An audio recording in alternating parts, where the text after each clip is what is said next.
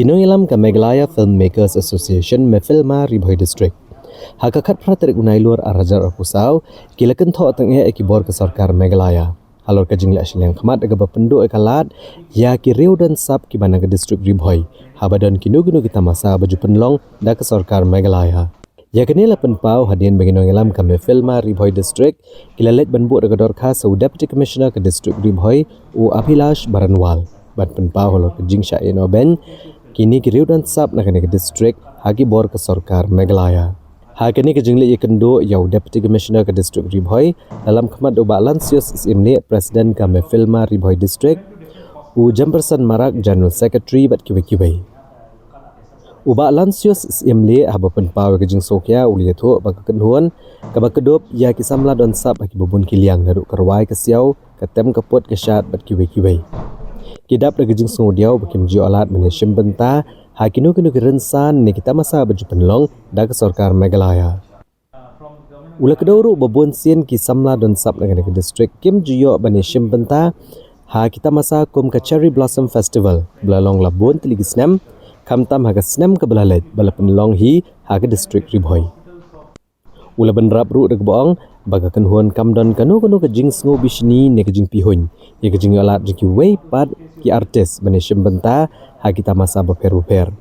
Nrei kilo ong pat ba ke jela Meghalaya leng ba ke sarkar ke Juliet Shiliang Khamat ya ki rudan sap jong ke district.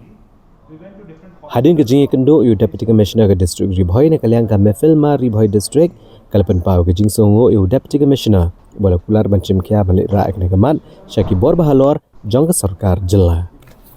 Meghalaya Filmmakers Association dapat Bhoi unit ni wan kendo ya Deputy Commissioner de ka phang ka bangi wan kalong ba habede bat ka Cherry Blossom hagi senam ke baladam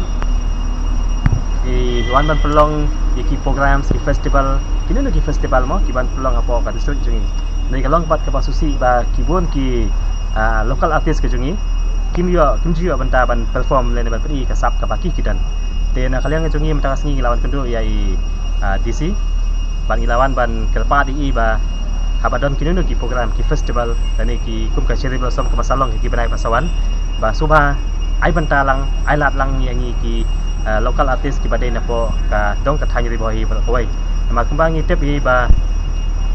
ya mentahi ngiladon shibun ha ki ba mo na kadong ka thang jungi rende sum ki wei ba ngim padan ngiladon shibun ha kita ki bala paunam hakarwa hakasyat dan ki nunu benta